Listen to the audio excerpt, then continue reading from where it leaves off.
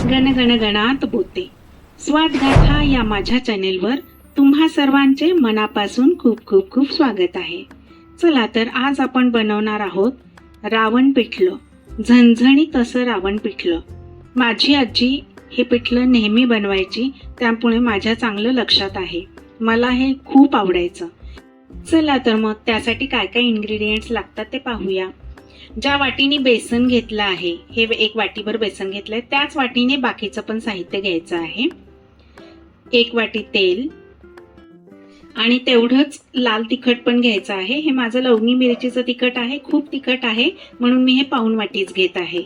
तुमच्याकडे जर कमी तिखटाचे असेल तर 1 वाटीभर तिखट घ्या. पाणी, 8 ते 10 लसूण पाकळ्या, फोडणीसाठी मोहरी, जिरे, हळद आणि हिंग थोडंसं प्रमाण जास्त घ्या आणि स्वादानुसार मीठ. चला तर आपण आता करायला सुरुवात करूया. मी त्यासाठी आता कढई गॅसवर ठेवली आहे. कढई तापतीये तोपर्यंत इथे मी लसूण बारीक टेचून घेत आहे. असं मोठाडच ठेवायचं आहे, जास्त बारीक नाही करायचा. स्वादगाथा या माझ्या चॅनेलला जर सबस्क्राईब केलं नसेल तर लवकर सबस्क्राईब करा, लाईक करा, शेअर करा आणि बेल आयकॉनवर क्लिक करा, म्हणजे इथून पुढचे सर्व नोटिफिकेशन्स तुम्हाला येत राहतील. आता हे मी इथं तेल पण गरम करायला ठेवलं आहे. तेवढं 1 वाटी घेतलं होतं तेवढंच घ्यायचं आहे. हे पहा, तेल तापलं आहे. आता खमंग अशी फोडणी करायची आपल्याला. मोहरी टाकली, जिरे टाकलेत, हळद टाकायचं आणि आता हिंग पण टाकून घेत आहे. आता लसूण टाकून तो पण छान असा परतून घ्यायचा आहे.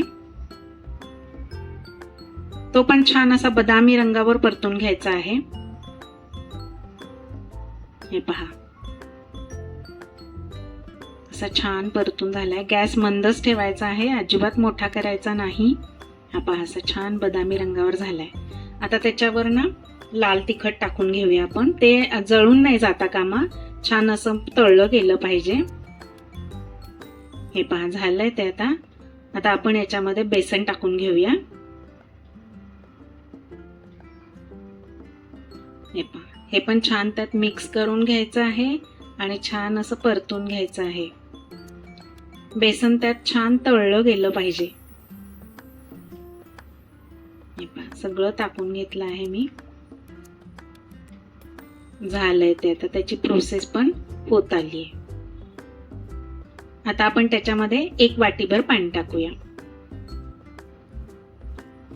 मला आता हे पाणी थोडंसं कमी वाटतंय, तर मी आता पाण्याचं प्रमाण आणखी थोडंसं वाढवून घेणार आहे. परत स्वादानुसार मीठ टाकलं आहे. हे पहा, अर्धी वाटी मी गरम पाणी टाकून घेतलं आहे. परत आता हे छान मंद गॅसवरच असं छान ढवळत राहायचं आहे, खाली चिकटता कामा नये. हे पहा, हे पूर्ण शिजेपर्यंत आपल्याला असं ढवळत राहायचं आहे. हे आता शिजलंय हे समजण्यासाठी माझा व्हिडिओ स्किप न करता पूर्ण पहा. चला तर हे आता पूर्ण असं ढवळून घ्यायचं आहे, कडेने सगळं काढून घ्यायचं आहे. आता इथे थोडंसं पेशन्स ठेवून तुम्हाला हे पूर्ण हलवतच राहावं लागेल, एक 7 ते 8 मिनिटं. हे पहा, आता हळूहळू ह्याला तेल सुटायला सुरू झालं आहे, म्हणजे याची प्रोसेस आता शिजून पूर्ण होत आहे.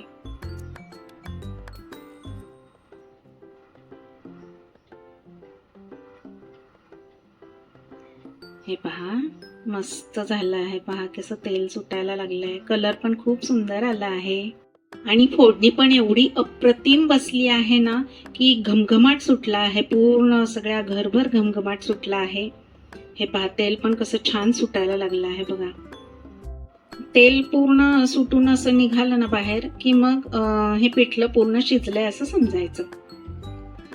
पूर्वीच्या काळी ना लोक प्रवासाला निघाले की भाकरी बरोबर हे घेऊन जायचे, कारण पूर्वीच्या काळी असे हॉटेल धाबे वगैरे रस्त्यावर नसायचे ना जास्ती करून.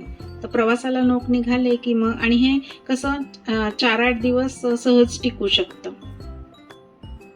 हे पहा, तेल सुटलंय, मस्त झालेलं आहे, पूर्ण शिजून झालेलं आहे. तर हे चवदार, चविष्ट आणि झणझणीत असं हे रावण पिठलं पोळी बरोबर, भाकरी बरोबर खूप छान लागतं. तुम्ही पण नक्की करून पहा आणि मला कमेंट करायला विसरू नका. चला तर मग अशाच नवनवीन रुचकर स्वादिष्ट रेसिपींसाठी पुन्हा पुन्हा भेट द्या माझ्या स्वादगाथा चॅनेलला. चला तर मग भेटू आपण पुढील नवीन व्हिडिओमध्ये नवीन रेसिपीसह. तोपर्यंत मस्त खा आणि स्वस्त रहा. माझा व्हिडिओ पूर्ण पाहिल्याबद्दल धन्यवाद. बाय.